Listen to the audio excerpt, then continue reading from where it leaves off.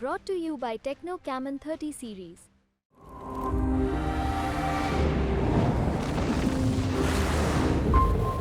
नमस्कार दोस्तों, न्यूज़ तक के इस खास शो में आपका स्वागत है। मैं हूं नीरज।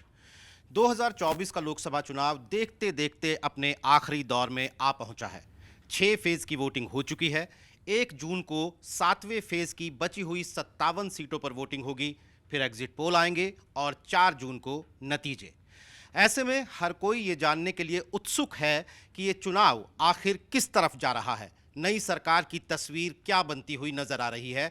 और इस सवाल का जवाब जानने और समझने के लिए हमारे साथ मौजूद हैं देश के जाने माने राजनीतिक विश्लेषक, चुनाव विश्लेषक और CSDS लोकनीति के को डायरेक्टर प्रोफेसर संजय कुमार। संजय जी, आपका स्वागत है हमारे इस शो में। और आपसे पहला सवाल मेरा यही है कि उम्मीदों, इच्छाओं और विश्लेषणों के कई उतार चढ़ाव देख चुका ये चुनाव आज कहाँ खड़ा हुआ? मुझे लग रहा है अभी भी उतार चढ़ाव जारी है। आपने कहा 6 चरणों का चुनाव संपन्न हो चुका है और 7वां चरण इस शनिवार को होना है। 7वें चरण के बाद शाम में तमाम एग्जिट पोल भी आएंगे, तो उतार चढ़ाव मुझे लगता है इसमें विराम नहीं पड़ा है, जारी है अभी भी। लेकिन ये ज़रूर है कि जब पहले दूसरे चरण का मतदान हो रहा था उस वक्त बीजेपी के लिए उम्मीदें कहीं ज़्यादा थी। लोगों को लग रहा था और तमाम विश्लेषकों को भी लगता था कि बीजेपी के लिए बड़ी बढ़त हो सकती है। लेकिन जैसे जैसे चुनाव दूसरे, तीसरे, चौथे, 5वें दौर में पहुंचा, मुझे लगता है कि बीजेपी के लिए यूं कहूं कि अगर सड़क पे कहें ना, उबड़ खाबड़ सड़क पर, तो उन्हें थोड़ा चलना उनके लिए मुश्किल होने लगा, बम्प्स आने लगे और विपक्ष का मनोबल बढ़ता हुआ मुझे दिखाई पड़ा। लेकिन छठे दौर में फिर कुछ बदलता हुआ माहौल दिखा और वजह बहुत साफ थी। जो छठा दौर था जिसमें 58 सीटों पर चुनाव हुए, वो सबसे मजबूत दौर था बीजेपी के लिए। 58 सीटों में से 40 सीटें बीजेपी जीती हुई थी 2019 के चुनाव में, और उनका वोट छठे दौर में 2019 के लोकसभा चुनाव के आधार पे 47% वोट था। तो ऊबड़ खाबड़ ज़मीन पर चलती हुई बीजेपी फिर समतल ज़मीन पर छठे दौर में आई और अभी 7वें दौर का इंतज़ार करना चाहिए। सर, अप्रैल के मिड ऑफ द अप्रैल यानी पहले फेज की वोटिंग से पहले CSDS लोकनीति ने एक सर्वे किया था जिसके मुताबिक एनडीए को 46% वोट मिलता हुआ नजर आ रहा था और कांग्रेस और उसके एलाइज यानी इंडिया गठबंधन को 34%। 12% का बड़ा अंतर था। आज जबकि 1.5 महीना बीत चुका है और 6 फेज की वोटिंग बीत चुकी है, क्या आपको लगता है कि उस स्थिति में कोई बदलाव है? बिल्कुल बदलाव दिखाई पड़ता है। जिस सर्वे का आप जिक्र कर रहे हैं, ये 8 अप्रैल को हमने आखिरी सर्वे किया था, मतलब ये पहले सप्ताह अप्रैल का किया हुआ है। आपने ठीक याद दिलाया। हमारा अनुमान था 40% वोट बीजेपी के लिए और उनके सहयोगियों के लिए 6% वोट। कांग्रेस के लिए अनुमान तकरीबन 24% का था और उनके सहयोगियों को कुछ वोट आ रहे थे, फासला बड़ा था। लेकिन उस सर्वे में अगर आपने देखा होगा, एक विश्लेषण हमने किया था, लगभग जो बीजेपी का जो 40% वोट है उसके अंदर में 40% में से 12 से 14% वोट ऐसा है जो रिलक्टेंट बीजेपी के लिए वोटर दिख रहा था। मतलब सर्वे के दौरान उन्होंने कहा वोट तो हम बीजेपी को देंगे, लेकिन उनकी इच्छा नहीं थी कि बीजेपी दोबारा जीत के आए। तो हमने उसको एक नाम दिया, रिलक्टेंट बीजेपी वोटर। लेकिन ये रिलक्टेंट बीजेपी वोटर अप्रैल के महीने में तो उसे लग रहा था कि बीजेपी को पसंद ना भी करते हुए उनका वोट बीजेपी के तरफ जाएगा। उस वक्त एक भी चरण का मतदान नहीं हुआ था। मुझे लगता है 6 चरणों के मतदान में वो रिलक्टेंट बीजेपी का वोटर है, उनमें शिफ्ट हुआ है, उनमें बदलाव आया है। और वो रिलक्टेंट बीजेपी वोटर क्यों था? उन्हें इच्छा नहीं थी, उनके मन में ये था कि बीजेपी को शायद चुनाव नहीं जीतना चाहिए, लेकिन जो कहते हैं मन मार के उनका वोट बीजेपी की तरफ जाता हुआ दिख रहा था, क्योंकि उन्हें लगता था कि विपक्ष कमज़ोर है, कोई ऑल्टरनेटिव नहीं है। शायद जैसे जैसे चुनाव दूसरे, तीसरे, चौथे, 5वें दौर में गया, उन्हें लगने लगा कि कुछ मुकाबला है और उनमें से कुछ वोटरों ने मेरे हिसाब से अपना मन बदला है और जो बीजेपी को वोट देने का मन बनाया था उनका वोट कांग्रेस या अन्य पार्टियों की ओर शिफ्ट हुआ है। इसी के लिए मेरा आज का अनुमान ये होगा, आज का मतलब 7वें दौर को भी अगर हम एक आकलन कर लें, 40% पे बीजेपी नहीं है, उसका वोट नीचे जाएगा। लेकिन पिछली बार जितना उनको वोट आया 37.5% वोट था, 40 और 37.5 के बीच में कहीं अटकता हुआ मुझे दिखाई पड़ता है। संजय जी, इसी से जुड़ा हुआ एक सवाल है। जो आपका सर्वे हुआ था उसमें आपने एक और सवाल पूछा था कि कितने लोग चाहते हैं कि सरकार लौट कर आए और कितने लोग चाहते हैं नहीं लौट कर आए।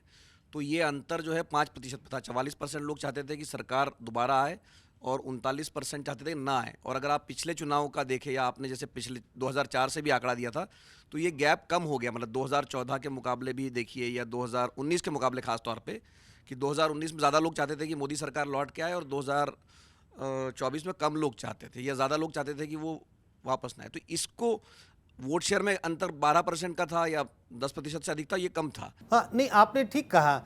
2019 में जब हमने ये सर्वे किया था, उस वक्त ऐसे लोगों में जो लोग चाहते थे कि सरकार दोबारा जीते और ऐसे लोग जो चाहते थे सरकार दोबारा जीत के नहीं आए, उनमें 12% का अंतर था। मतलब 12% ज़्यादा लोग चाहते थे कि सरकार को दोबारा जीतना चाहिए और सरकार दोबारा जीत के आई थी। 2024 में जब हम प्री पोल सर्वे किया चुनाव के पहले, तब इनकी तादाद 5% हो गई थी। मतलब ज़्यादा लोग चाहते थे कि सरकार दोबारा जीत के नहीं आए। लेकिन जब हम वोट का आकलन कर रहे थे इसी प्री पोल में, तो वो वोट बहुत ज़्यादा था। इसी के लिए हमने कहा कि ये रिलक्टेंट बीजेपी वोटर हैं, चाहते तो नहीं है कि सरकार दोबारा जीते, लेकिन फिर भी जो कहते हैं ना, हार पार के अपना वोट बीजेपी की तरफ देने की उम्मीद कर रहे हैं या मन बनाया है। मन तो नहीं है कि दोबारा सरकार जीतनी चाहिए, लेकिन वोट फिर भी दे देंगे। शायद कई फैक्टर रहे होंगे मन में। एक तो नेतृत्व का भी दिमाग में रहता है कि भाई एक तरफ प्रधानमंत्री मोदी हैं तो दूसरी तरफ उनका मुकाबला करने के लिए कोई नहीं है। मजबूत सरकार चाहिए। मन नहीं है बीजेपी को वोट दें, लेकिन सरकार मजबूत होनी चाहिए और ऐसी स्थिति में क्यों ना फिर हम बीजेपी को वोट दें। तो सरकार की छवि गिरती हुई दिखाई ज़रूर पड़ी। प्री पोल में भी कई और ऐसे सवाल थे, बेरोजगारी के मुद्दे पर, महंगाई के मुद्दे पर लोगों ने सरकार को कटघरे में खड़ा किया था। बड़ी संख्या में लोग कहते थे कि बेरोजगारी बढ़ी है, महंगाई बढ़ी है। और मुझे लगता है कि ये 6-7 दौर के चुनाव में ये सारे मुद्दे कहीं ना कहीं, मैं ये तो नहीं कह रहा चुनाव पर हावी हो गए, लेकिन हाँ, जितना इनका असर पहले के चुनाव में कम दिखता था, पहले का मतलब 2019 का चुनाव या 2014 का चुनाव, उससे कहीं ज़्यादा असर इन चुनाव में देखने को मिल रहा है। शायद ये वो वोटर थे जो बीजेपी को कह रहे थे कि तेरी मेरी बने ना, लेकिन तेरे बिना सरे ना। सर, बीजेपी को लेकर, बीजेपी के सीट प्रोजेक्शन को लेकर अलग अलग स्लैब अलग अलग चुनाव विश्लेषकों ने दिए हैं कि यहाँ से यहाँ तक आ सकता है, यहाँ से आ सकता है। उस पर हम आपका आकलन लेंगे बाद में, लेकिन मैं पहले ये जानना चाहता हूँ कि कांग्रेस पार्टी का प्रदर्शन आप कैसा देखते हैं? क्या 2019 के मुकाबले कांग्रेस पार्टी अपना टैली सुधारने जा रही है? देखिए, पहले बड़ी बात करूँ, 2019 का चुनाव, मुझे लगता है 2019 का चुनाव सही मायने में एक राष्ट्रीय चुनाव था। एक राष्ट्रीय मुद्दे पर चुनाव लड़ा जा रहा था और वो राष्ट्रीय मुद्दा क्या था हम सब जानते हैं। नेशनलिज्म का मुद्दा था, राष्ट्रवाद का मुद्दा था। बालाकोट एयर स्ट्राइक हुआ और उस वक्त देश की सुरक्षा एक बड़ा मुद्दा बन के जनता के सामने थी। प्रधानमंत्री मोदी की छवि एक स्ट्रॉन्ग लीडर के रूप में थी। मैं ये नहीं कह रहा आज उनकी छवि में कोई गिरावट है, उनकी छवि आज भी बरकरार है, लेकिन अंतर क्या है? 2024 के चुनाव में कोई राष्ट्रीय मुद्दा मुझे दिखाई नहीं पड़ता। ये ज़रूर है, बीजेपी ने कोशिश की थी कि मंदिर के मुद्दे पे चुनाव लड़ा जाए। धारा 370 हटाया हमने, ये एक ऐतिहासिक घटना है और है भी, क्योंकि हम सब जब पढ़ते थे तो हमें लगता था धारा, ये सब हम जानते थे कि 370 हटाना नामुमकिन है, लेकिन वो बिल्कुल जैसे कहते हैं चटमंगनी पटव्या, अचानक ही गायब हो गया। तो इन सब चीज़ों को बीजेपी ने इस बात का प्रचार किया कि ये इतने बड़े हमने काम किए और बीजेपी इन मुद्दों पर 2024 के चुनाव में वोट मांग रही थी। लेकिन मुझे लग रहा है पहले दौर में ही ये बात स्पष्ट होने लगी कि ये बड़े मुद्दे बीजेपी के लिए काम नहीं कर रहे हैं। इस मायने में ये चुनाव अलग है। 2019 का चुनाव बिल्कुल एक वेव इलेक्शन दिखाई पड़ता था और जिसका बार बार जिक्र हो रहा है, 2024 का चुनाव वेवलेस इलेक्शन है। मतलब कोई एक ऐसा मुद्दा नहीं है जिसकी गूंज आपको देश के कम से कम बड़े राज्यों में या तमाम ढेर सारे राज्यों में दिखाई पड़े। तो अगर 2019 जैसा चुनाव दिखाई नहीं पड़ता तो, और वो बीजेपी के लिए थोड़ा आकलन कम दिखता है, तो अगर 2019 के जैसा चुनाव नहीं है, इसके हिसाब से बीजेपी मुझे थोड़ी नीचे जाती हुई दिखाई पड़ती है। और अगर बीजेपी नीचे जा रही है तो कांग्रेस बाय डिफ़ॉल्ट कहीं ना कहीं कुछ ना कुछ उनको गेन्स हो रहे हैं। अब ये कितने होंगे ये तो 4 जून को पता चलेगा, लेकिन कांग्रेस का प्रदर्शन 2019 की तुलना में बेहतर होता हुआ दिखाई पड़ रहा है और बीजेपी का प्रदर्शन सीटों के नज़रिए से 2019 की तुलना में थोड़ा सा खराब दिखाई पड़ता है। नहीं तो सर, ये जो आप गेन और लॉस की बात कर रहे हैं बीजेपी के लिए या कांग्रेस के लिए, तो वो कहाँ से होंगे? अलग अलग राज्य हैं। मुझे लगता है जब हमने इस बात का जिक्र किया कि 2019 का चुनाव एक राष्ट्रीय चुनाव था और 24 का चुनाव राष्ट्रीय चुनाव नहीं दिखाई पड़ता, क्योंकि अलग अलग राज्यों में कंटेस्ट बहुत अलग तरह से है। मैं ये बिल्कुल नहीं कह रहा कि बीजेपी के खिलाफ हवा है। अगर ऐसी स्थिति होती तो कई ऐसे राज्य हैं जहां बीजेपी अच्छा प्रदर्शन करती हुई दिखाई पड़ रही है। अगर बीजेपी के खिलाफ देश भर में हवा होती तो उन राज्यों में उसका अच्छे प्रदर्शन करने की कोई वजह नहीं थी। क्या बीजेपी के पक्ष में पूरे देश में हवा है? वो भी नहीं है। अगर ऐसा होता तो तमाम राज्यों में बीजेपी का ग्राफ ऊपर जाता हुआ दिखाई पड़ता है। कुछ ऐसे राज्य हैं जहां बीजेपी अच्छा प्रदर्शन करती हुई दिखाई पड़ रही है, इस वक्त कम से कम ऐसा लग रहा है। और वो राज्य हैं, मैं कहूँ अगर जिक्र करूँ इन राज्यों का तो उड़ीसा है, बंगाल है। दक्षिण के राज्यों का जिक्र करूँ वो बिल्कुल कोस्टल, आप उड़ीसा, बंगाल, आंध्रा, तेलंगाना और थोड़ा और दक्षिण की ओर जाएं तो तमिलनाडु और दक्षिण की ओर चले जाएं तो केरल। ये ऐसे राज्य हैं जहां मुझे लगता है बीजेपी का प्रदर्शन 2019 के चुनाव की तुलना में बेहतर होगा। कितना बेहतर होगा, सीटों में कितना इजाफा होगा? कुछ ऐसे राज्य हैं जैसे केरल, वोट में इजाफा होगा लेकिन लगता है शायद सीटें निकाल पाना बीजेपी के लिए मुश्किल है। तमिलनाडु, तमाम तरह के आंकलन हैं जिसका जिक्र आप भी कर रहे हैं। निश्चित रूप से बीजेपी बड़ा इनरोड बना रही है, जो कह रहे हैं बिल्कुल पांव पसार लिए बीजेपी ने, लेकिन कितनी सीटों में इजाफा होगा? शायद बड़ा गेंस नहीं है। 2-4 सीटें बीजेपी जीत सकती है, अभी भी हो सकता है वो 1 हो, 2 हो, ना भी हो। लेकिन हाँ, तमिलनाडु जो बाइपोलर कंटेस्ट होता था, इस बार बाइपोलर नहीं है। इस बार बिल्कुल 3 धड़ों में दिखाई पड़ता है और बीजेपी ने ज़बरदस्त अपनी पैठ बनाई है, ऐसा इस वक्त दिखाई पड़ रहा है। आंध्रा में उन्होंने एक अच्छा अलायंस किया टीडीपी के साथ, उसके बदौलत उन्हें कुछ गेंस होंगी। तेलंगाना में भी बाइपोलर कंटेस्ट हो गया है। बीआरएस जो अभी अभी अपना विधानसभा चुनाव हारी है, वो बिल्कुल हाशिए पे जाती हुई दिखाई पड़ती है और मुझे लग रहा है कि वहाँ पर कांग्रेस और बीजेपी के बीच सीधा मुकाबला है। तो ये सब कुछ ऐसे राज्य हैं। बंगाल में मुझे लगता है सीधे मुकाबले में बीजेपी अच्छा प्रदर्शन करती हुई दिखाई पड़ती है और इसकी वजह बहुत साफ है, बीजेपी ने इन राज्यों में कड़ी मेहनत की है। तमिलनाडु में प्रधानमंत्री मोदी ने कई बार प्रचार किए, बंगाल में अमित शाह और तमाम बीजेपी के नेताओं ने खूब जोर लगाया। इन सब का प्रभाव दिखाई पड़ता है। मैं ये नहीं कह रहा कि उत्तर के राज्यों में बीजेपी के नेताओं ने मेहनत नहीं की, लेकिन उत्तर भारत के कई राज्य ऐसे हैं जहां बीजेपी का प्रदर्शन 2019 के चुनाव में मैक्सिमम था। मैक्सिमम जब जिक्र करते हैं, अब राजस्थान है, 25 की 25 सीटें, 14 में भी और 19 में भी, उससे ऊपर बीजेपी जा नहीं सकती। गुजरात 26 की 26 सीटें, उसके ऊपर जा नहीं सकती। ऐसे तमाम राज्य हैं, हिमाचल है, दिल्ली है, उत्तराखंड है, मध्य प्रदेश है, छत्तीसगढ़ है। ये ऐसे तमाम राज्य हैं जहां पर बीजेपी का प्रदर्शन इतना ज़बरदस्त रहा है 19 के चुनाव में, उसके ऊपर जाने की गुंजाइश नहीं है। तो गुंजाइश क्या है? बीजेपी को कुछ न कुछ इन राज्यों में नुकसान हो सकता है और इसकी भरपाई होती हुई मुझे दक्षिण के राज्य और जो पूरब के जो 2 राज्य हैं, बंगाल और उड़ीसा, उन राज्यों से मुझे दिखाई पड़ता है। जो आपने एक फ्रेज़ बताया रिलक्टेंट वोटर जो इस बार पैदा हुआ है, उसके बावजूद आपको लग रहा है कि बीजेपी शायद वापसी कर पाएगी, तो क्या इंडिया गठबंधन और विपक्ष इस रिलक्टेंट वोटर को इनकैश करने में नाकाम रहा? नाकाम रहा, इतने कठोर शब्द या इतने स्ट्रॉन्ग शब्द का मैं इस्तेमाल नहीं करूंगा, लेकिन हाँ ये ज़रूर है कि उन्हें आधी सफलता मिली। कुछ वोटरों को ज़रूर अपनी ओर लुभा पाए हैं और इसी के लिए मुझे लगता है, हमारा अनुमान है कि कांग्रेस का प्रदर्शन 2019 की तुलना में वोट के नज़रिए से और सीटों के नज़रिए से बेहतर होगा।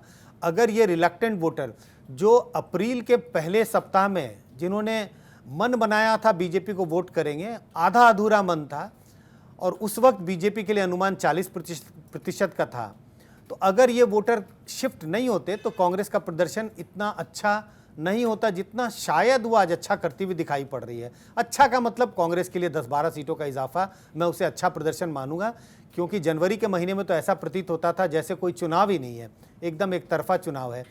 तो फेलियर नहीं मैं मानता कि कांग्रेस और विपक्षी पार्टियों का फेलियर नहीं है, लेकिन हाँ ये ज़रूर है कि जितना वो अनुमान कर रहे थे या जितनी उनकी अपेक्षा थी कि हम ऐसे मतदाताओं को जो बीजेपी से किसी न किसी कारण से थोड़े नाराज़ दिखाई पड़ते हैं, उनको अपनी ओर ला पाएँ, उतनी सफलता उन्हें नहीं मिली जितनी वो अपेक्षा करते थे। और अगर मोदी के तीसरे टर्म की बात हो रही है, तो तीसरी बार मोदी की लहर है क्या? और ये अगर नहीं है तो फिर ये क्या वजह रही कि ये जनरेट नहीं हो पाई? मुझे नहीं लगता है कि लहर है। मोदी लहर नहीं है, बीजेपी लहर नहीं है। अलग अलग राज्यों में कह सकता हूँ कि छोटी छोटी तरंगे हैं, और लहर का मतलब होता है जब पूरे पानी का बहाव या हवा का बहाव एक तरफ होता है तब हम लहर देखते हैं। लेकिन जिन राज्यों का मैंने जिक्र किया तो लहर नहीं है, तरंगे हैं। अगर किसी राज्य में तरंग बीजेपी के पक्ष में है तो कोई दूसरा राज्य है, पड़ोसी राज्य, जहां वो जो तरंग है, वो छोटी तरंग है, वो बीजेपी के खिलाफ है, तो ये एक दूसरे को कट कर रही हैं। इसी के लिए आपको एक लहर दिखाई नहीं पड़ता। अगर सारे राज्यों में कमोबेश एक तरफा हवा होता तब हमें लहर दिखाई पड़ती, और इसी वजह से मैं नहीं मानता कि कोई लहर है। बीजेपी इसके बावजूद अच्छी सीटें ले आ सकती है, बीजेपी की सरकार बन सकती है, जिसकी पूरी पूरी संभावना है। अपने दम पर बीजेपी बहुमत ला सकती है। इसके बावजूद मैं कहूँगा लहर वाला चुनाव नहीं था, छोटी छोटी तरंगें थी, और वो तरंगें इस कारण से हमें नज़र नहीं आ रही थी क्योंकि एक दूसरे को काट रही थी। कई राज्यों का मैंने जिक्र किया जहां बीजेपी 2019 की तुलना में अच्छा प्रदर्शन कर रही है, और कई ऐसे भी राज्य हैं जहां बीजेपी का प्रदर्शन 2019 की तुलना में खराब है। तो ये कहते हैं कैंसिलिंग आउट ईच अदर, इस वजह से हमें ये कोई लहर दिखाई नहीं पड़ी। बहुत सारे अनुमानों और आकलन में एक बात ये भी आ रही है कि बीजेपी को अलायंस मतलब एनडीए गठबंधन का उतना फ़ायदा नहीं मिल रहा है, लेकिन जो कांग्रेस को जो फ़ायदा मिल रहा है वो अलायंसेस का ही मिल रहा है। तो क्या बिहार में और महाराष्ट्र में बीजेपी को इसलिए नुकसान का अनुमान है कि वहाँ अलायंस उसको डैमेज कर रहे हैं? दो चीज़ें बहुत साफ हैं। आपने ठीक कहा, बीजेपी के अलायंसेस को देखें और बीजेपी को अलायंसेस का फ़ायदा, कांग्रेस के लिए अलायंसेस का फ़ायदा, दोनों में बहुत फ़र्क है। और उसकी वजह बहुत साफ़ है। अगर आप बीजेपी के अलायंसेस को देखें और 2019 से तुलना करें तो बीजेपी के अलायंस पार्टनर की संख्या कम हो गई है और कांग्रेस के अलायंस पार्टनर की संख्या ज़्यादा है। बड़ी रीजनल पार्टियां हैं जो सब या कांग्रेस के साथ हैं, अगर साथ नहीं भी हैं तो बीजेपी के साथ नहीं हैं। तो 19 की तुलना में बीजेपी के अलायंस पार्टनर की संख्या कम हुई है और उनका जनाधार भी। एक सबसे बड़ा उनका अलायंस पार्टनर इस वक्त कौन है? जेडीयू है, और हम सबको पता है जेडीयू को का आंकलन अगर करें तो अब उसकी जेडीयू का उतना प्रभाव नहीं है बिहार की राजनीति में जितना 2019 के चुनाव में दिखाई पड़ता था। तो आपकी बात से मैं पूरी तरह सहमत हूँ। कांग्रेस को अपने अलायंसेस का जितना फ़ायदा मिल रहा है उतना बीजेपी के को अपने अलायंसेस का फ़ायदा नहीं मिल रहा, और उसका एक्सप्लेनेशन मैंने दिया, क्योंकि नंबर ऑफ़ अलायंसेस और जो अलायंस पार्टनर्स हैं उनके नंबर्स और उनका जो स्ट्रेंथ है बहुत अलग है। कांग्रेस के पास बड़े बड़े अलायंसेस हैं।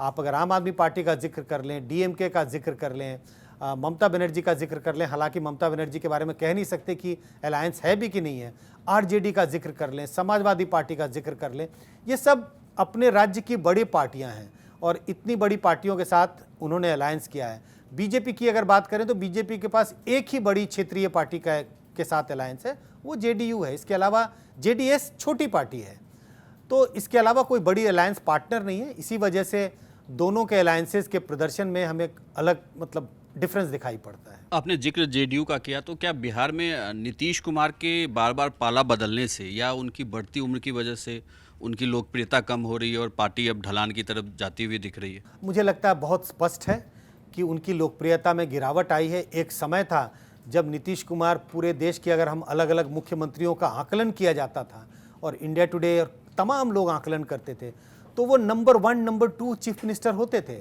अलग अलग चीफ मिनिस्टर की जब तुलना होती थी, रैंकिंग होती थी, अगर आज आप रैंकिंग करें तो वो बड़े नीचे बॉटम पर चले जाएंगे।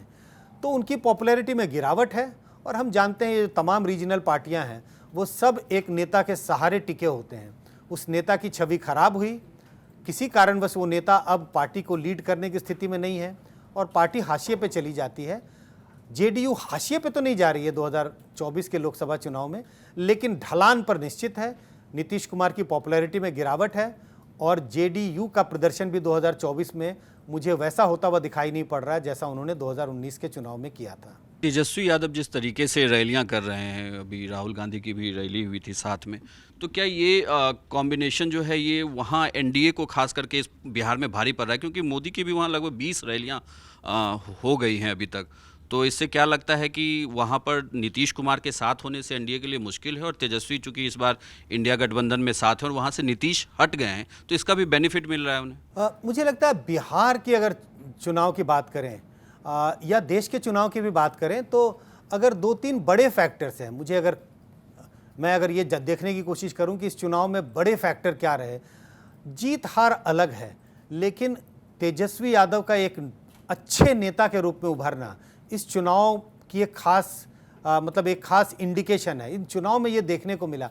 मैं दोबारा कह रहा हूँ, जीत हार एक अलग बात है। हो सकता है कि आरजेडी प्लस का प्रदर्शन बहुत अच्छा ना रहे बिहार में, लेकिन इसके बावजूद जिस तरह से तेजस्वी यादव ने आरजेडी, कांग्रेस और अपने सहयोगियों के कैंपेन को लीड किया है और बड़े संयम से अपने ऊपर कंट्रोल रखकर, मतलब कभी स्लिपेजेस नहीं हुए, तो तेजस्वी यादव एक अच्छे नेता के रूप में, एक अच्छे प्रवक्ता के रूप में बिहार की राजनीति में उभरे हैं, जिसको रिकॉग्नाइज तमाम पार्टी के लोग करते हैं। तो तेजस्वी और कांग्रेस का एक साथ होना कहीं ना कहीं बिहार की राजनीति में मोदी को सीधी सीधी चुनौती मिल रही है। प्रधानमंत्री मोदी को सीधी चुनौती है। ये अपने आप में एक बड़ी उपलब्धि मुझे लगता है तेजस्वी यादव के लिए है कि आपका मुकाबला सीधा सीधा प्रधानमंत्री के से हो रहा है, ऐसा कम से कम बिहार की जनता देख रही है।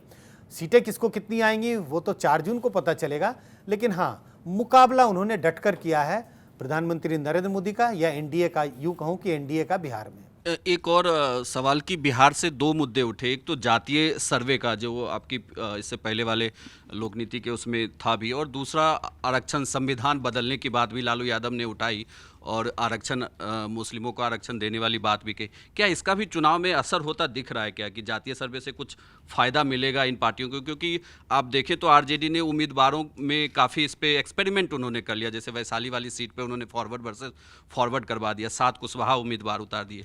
क्या इस तरीके के एक्सपेरिमेंट का बिहार में फ़ायदा होने वाला है? देखिए, जातीय सर्वेक्षण हो, इस बात को खुल के कोई भी पार्टी नकार नहीं सक रही है। किसी भी पार्टी से आप पूछें, ऑफ द कैमरा या ऑन द कैमरा, कोई नकारता नहीं है, बहुत मुश्किल है। ये वैसे ही है, जब आपको याद होगा जब मंडल कमीशन की रिपोर्ट्स पेश की गई थी, विरोध भी हो रहे थे, समर्थन भी हो रहे थे, लेकिन खुल के कह पाना कि हम इसका विरोध करते हैं, मुश्किल था। हमने सर्वेक्षण भी किए, कई राज्यों में सवाल भी पूछे, बड़ी संख्या में लोग कहते हैं होना चाहिए। जब चुनाव के पहले इस मुद्दे को कांग्रेस या रीजनल पार्टियां उठाती थी, खासकर आरजेडी, मुझे लगता था इस बात को चुनावी मुद्दा बनाने में विपक्ष असफल होगा या ये मुद्दा नहीं बन पाएगा। लेकिन जैसे जैसे चुनाव आगे बढ़ा, दूसरे, तीसरे, चौथे दौर में, मुझे लगा ये अपने आप में एक मुद्दा बना कि जातीय सर्वेक्षण मुद्दा नहीं बना, लेकिन सोशल जस्टिस एक बड़ा मुद्दा बना। और ये इतना बड़ा मुद्दा बना, और मैं इस वक्त संविधान बचाओ और लोकतंत्र बचाओ का भी जिक्र करूंगा, जिन मुद्दों पर कांग्रेस और विपक्षी पार्टियों ने, खासकर आरजेडी, समाजवादी पार्टी, इन पार्टियों ने खुलकर प्रचार किया। मुझे लगता था शुरू में कि ये ऐसे मुद्दे हैं जिस पर आप चुनाव नहीं लड़ सकते, चुनाव नहीं जीत सकते। जीतने की स्थिति में आज भी इंडिया गठबंधन नहीं है, लेकिन उस वक्त मुझे लगता था कि ऐसे मुद्दे हैं जिसका जनता के साथ कोई सरोकार नहीं है। लेकिन चुनाव जिस तरह से बदला मतलब नैरेटिव कैसे बदला, प्रधानमंत्री मोदी, बीजेपी के तमाम नेताओं को इस बात की पे सफाई देनी पड़ी कि क्यों संविधान बदलने की हमारी कोई कोई प्लान नहीं है। इस तरह से ये जो मुद्दे थे, ये एक बड़े मुद्दे के रूप में उभरा इन चुनाव में। तो आरजेडी, कांग्रेस और तमाम विपक्षी पार्टियों ने अच्छी कैंपेनिंग की, इन मुद्दों को जनता तक ले जाने में सफल दिखाई पड़े। और सफलता का पैमाना, फिर मैं कहूँगा जीत हार नहीं, लेकिन सफलता का पैमाना यह है कि आप बीजेपी, जो इतनी मजबूत पार्टी दिखाई पड़ती है भी मजबूत, तमाम आंकड़ों के नज़रिए से देखें, वो इस बात का बार बार जिक्र होता है कि कितने लोग बीजेपी के मेंबर हैं, लेकिन आप वोट प्रतिशत, सीटों के प्रतिशत के हिसाब से भी देखें तो बड़ी पार्टी है। प्रधानमंत्री मोदी और तमाम बीजेपी के नेताओं को उसको रिस्पॉन्ड करना पड़ा। ये अपने आप में एक तरह से संकेत देता है कि ये सारे मुद्दे जनता के बीच में कहीं ना कहीं सफल होते हुए दिखाई पड़ रहे थे। संजय सर, लोग कहते हैं, पॉलिटिकल एक्सपर्ट्स, कि उत्तर प्रदेश और महाराष्ट्र, ये 2 स्टेट ऐसे होंगे जो तय करेंगे कि बीजेपी की फाइनल टैली 4 जून को हमें क्या देखने को मिलेगी। सीएसडीएस का डेटा हमें पोस्ट पोल इलेक्शन 2019 का ये सजेस्ट करता है कि उत्तर प्रदेश में महागठबंधन बना, इसके बावजूद जो गैर यादव ओबीसी वोट है, अच्छा खासा दलित वोट है, ये बीजेपी और एनडीए के साथ रहा 2019 में। लेकिन जब मायावती आज उत्तर प्रदेश में एक त्रिकोणीय चुनाव बनाने की कोशिश कर रही हैं, तो आज जब छठे चरण के चुनाव संपन्न हो चुके हैं और 7वें चरण की वोटिंग होगी, तो आप यूपी में क्या देख रहे हैं? क्या दलित वोट जिस तरीके से 2019 में बीजेपी के साथ था वो उसके साथ है, या बसपा अपने कैडर को बचा कर रख पा रही है? गैर यादव ओबीसी वोट में भाजपा ने जो मजबूती बनाई थी, क्या भाजपा आज उस मजबूती पर कायम है, या अखिलेश यादव के गठबंधन के जो नए नए प्रयोग हैं वो इस वोटर्स को अपनी ओर आकर्षित कर रहे हैं? देखिए, यूपी का चुनाव जिस तरह से लोगों का अनुमान था उसमें मैं भी शामिल हूँ। मुझे लगता था कि खासकर 22 जनवरी को जो प्राण प्रतिष्ठा का कार्यक्रम हुआ उसके बाद लग रहा था कि बिल्कुल यूपी में तो एक लहर होगी, राम मंदिर की लहर होगी। और मुझे लगता था 72-74 बीजेपी बड़े आराम से उन आंकड़ों को छू लेगी, लेकिन आज ऐसी स्थिति दिखाई नहीं पड़ती। आपने जिस बात का जिक्र किया कि मायावती ने इसको त्रिकोणीय चुनाव बनाने की कोशिश की, वो कोशिश ही रह गई है। अलग चुनाव लड़ रही हैं, आपके ही शब्द का मैं इस्तेमाल कर रहा हूँ, वो कोशिश रह गई, त्रिकोणीय चुनाव बना नहीं। और कोशिश इसी के लिए वो सिर्फ कोशिश रह गई क्योंकि उनका कोर वोटर को भी ये लगने लगा कि मायावती के साथ वोट देना शायद अपने वोट को बर्बाद करना हो। मेरा अपना अनुमान है बीएसपी का वोट बहुत नीचे जा रहा है, क्योंकि मतदाता, हिंदुस्तान का एक आम मतदाता अपने वोट को बर्बाद नहीं करना चाहता। वो ये चाहता है कि उसके वोट से कुछ नतीजे निकलें। कम से कम उनका वोट, अगर उनका चुनाव सिलेक्शन सही ना भी रहे तो कम से कम जीतने वाले को ना मिले तो कम से कम हारने वाले की तरफ जा रहा हो। लेकिन ऐसी पार्टी को वोट देने का मन बिल्कुल ही नहीं होता जिसके जीतने की कोई संभावना नहीं है। तो त्रिकोणीय मुकाबला नहीं बना है, और इसकी वजह मुझे लगता है कि दलित वोट जो है मायावती का वो शिफ्ट हुआ है। 2019 के आंकड़ों का आप जिक्र कर रहे थे, बिल्कुल 2019 के चुनाव में तो दलित वोट काफ़ी हद तक, गैर जाटव दलित वोट बीजेपी के पक्ष में यूपी में शिफ्ट हुआ, गैर यादव ओबीसी वोट बीजेपी के पक्ष में शिफ्ट हुआ। सब में कुछ ना कुछ बिखराव है, और बिखराव का मतलब उसकी पकड़, बीजेपी की जितनी पकड़ इन मतदाताओं पे थी वो थोड़ी ढीली पड़ी है, और वो कहीं ना कहीं समाजवादी पार्टी गठबंधन की ओर शिफ्ट होता हुआ दिखाई पड़ रहा है। आप देखें, पिछले बार के चुनाव का जिक्र करें तो 1 सीट कांग्रेस के पास, 10 सीटें बीएसपी के पास और 5 सीटें समाजवादी पार्टी के पास। अगर आप इन तीनों का जोड़ दें तो 16 सीटें हो जाती हैं। कहीं ना कहीं बीएसपी का प्रदर्शन तो अच्छा दिखाई नहीं पड़ता। बीजेपी के पास 62 सीटें थी। मुझे लग रहा है बीजेपी बहुत अच्छा अपने 2019 के प्रदर्शन से कोई बहुत अच्छा करती हुई यूपी में दिखाई नहीं पड़ती। और अगर ऐसी स्थिति है तो कहीं ना कहीं समाजवादी पार्टी और कांग्रेस को ही फ़ायदा इसका मिलेगा, क्योंकि बीएसपी को सीटों के लिहाज से तो मुझे लगता नहीं है कि कुछ फ़ायदा होने वाला है, बहुत नुकसान होने की उम्मीद है। नहीं तो संजय जी, आपके पास चूँकि समय कम है, एक क्विक फायर आपसे मैं सवाल पूछना चाहता हूँ। आपने कहा सीटें बीजेपी की घट सकती है, इंडिया की बढ़ सकती है, तो राज्यवार हम जान लेते हैं कि उत्तर प्रदेश में क्या एनडीए की सीटें घटेंगी या बढ़ेंगी? एग्जैक्ट तो ऐसा थर्मामीटर तो नहीं है, बहुत मुश्किल है बताना कि सीटें बढ़ेंगी कि घटेंगी। लेकिन यूपी में मुझे लगता है बहुत उलटफेर नहीं है, बहुत बड़ा बदलाव नहीं है बीजेपी एनडीए के नज़रिए से। और अगर ये नहीं बढ़ा रहे हैं सीटें और बीएसपी अच्छा प्रदर्शन नहीं कर रही है तो निश्चित है समाजवादी पार्टी और कांग्रेस की गठबंधन की सीटें बढ़ेंगी, क्योंकि समाजवादी पार्टी को तो 5 सीटें थी और कांग्रेस के पास 1 थी। तो 6 से तो समाजवादी पार्टी कांग्रेस गठबंधन की सीटें ज़रूर बढ़ेंगी। बीजेपी जहां है लगभग वैसे ही वहीं पर है। अब एक सीटों का अनुमान नहीं लगा सकता मैं कि क्या 62 की 64 होंगी कि नहीं होंगी, 65 होगी कि नहीं होगी, और क्या 62 से वो 58 या 55 हो नहीं सकती, वो भी दोनों ही गुंजाइश है। और अगर बिहार की बात करें, जब 40 में से 39 सीटें पिछली बार एनडीए को मिली थी, बिहार बहुत आसान है कह पाना, क्योंकि जब आप 40 में से 39 है तो आपके ऊपर जाने की सीटों के नज़रिए से आपके गिनती में इजाफा होने की गुंजाइश बहुत कम है, नीचे जाने की पूरी उम्मीद है। और मुझे लगता है ऐसा ही कुछ होता हुआ बिहार में भी दिखाई पड़ रहा है। बीजेपी की अपनी सीटें भले का नुकसान भले हो या ना हो, लेकिन उनके सहयोगियों के सीटों में नुकसान होगा, और 39 की रिपीट कर पाना तो एनडीए के लिए बहुत मुश्किल है। और राजस्थान के बारे में भी है, जैसे आपने कहा कि 25 में से 25 सीटें आई थी, तो इस बार राजस्थान में क्या हो सकता है? 14 और 19 दोनों में 25 की 25 सीटें आई थी। हाल ही में कांग्रेस ने अपना विधानसभा चुनाव वो हारी हैं, लेकिन प्रदर्शन उतना बुरा नहीं रहा है। कांग्रेस ने मजबूती से विधानसभा के चुनाव में भी लड़ाई लड़ी। कांग्रेस कई बार अपने विधानसभा के चुनाव हारी है राजस्थान में, लेकिन जब हारती है तो बड़ी बुरी हार होती है। इस बार हारने के बावजूद कांग्रेस का प्रदर्शन अच्छा रहा था, और वो मजबूती मुझे लग रहा है कहीं ना कहीं राजस्थान में भी दिखाई पड़ती है। 25 की 25 सीटें राजस्थान में बीजेपी के लिए जीतना तो मुझे असंभव लग रहा है। कितनी सीटें हारती हैं, कई तरह के अनुमान हैं। कोई कह रहे हैं कांग्रेस बीजेपी 10 सीटें हार रही है, 12 सीटें हार रही है। मुझे लगता है कि इतनी बड़ी हार होना बीजेपी के लिए, और इतनी बड़ी हार का मतलब 25 में से अगर आप 10 सीटें हार रहे हैं तो मैं इसको एक बड़ी हार मानता हूं। वो मुश्किल है, क्योंकि राजस्थान में बीजेपी ने सिर्फ 25 सीटें जीती नहीं थी, 23 सीटों पर उनका वोट 50% से भी ज़्यादा था। तो इतना बड़ा स्विंग तो मुझे कहीं दिखाई नहीं पड़ता, लेकिन कुछ ना कुछ तो नुकसान बीजेपी को हो रहा है। अब वो 3 सीटों का, 4 सीटों का, 5 सीटों का, ये शायद इसके लिए 4 जून का इंतज़ार करें, लेकिन मुझे लग रहा है लगभग ऐसा ही कुछ लॉस होगा। और हरियाणा की भी बड़ी चर्चा है कि हरियाणा में भी 10 में से 10 सीटें थी पिछली बार। हाँ, कई बार ऐसा होता है, चर्चा ज़्यादा होती है और पता चलता है कि वो हकीकत कम है। बहुत चर्चा है, सारी सीटें हार सकती है बीजेपी, कम से कम 6 हार जाएगी। इतना बड़ा फेरबदल शायद मुझे नहीं लगता है, क्योंकि इतना मतलब बीजेपी के खिलाफ जब तक वो बड़ी लहर नहीं होती, उतनी बड़ी लहर हो तब इतना बड़ा मतलब सफाया हो सकता है।